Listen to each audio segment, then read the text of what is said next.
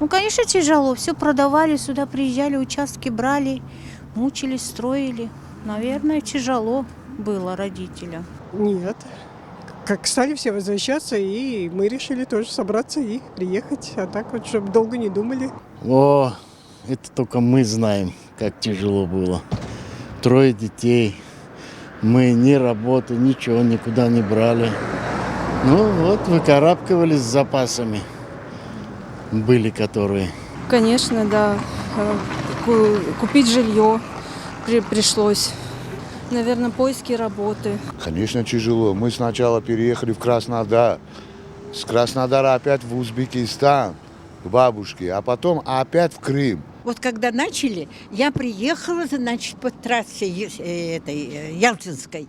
И вы знаете, я всегда спрашивала, кто местный народ, с ними было легче. Участок был, это вот потом достраивали.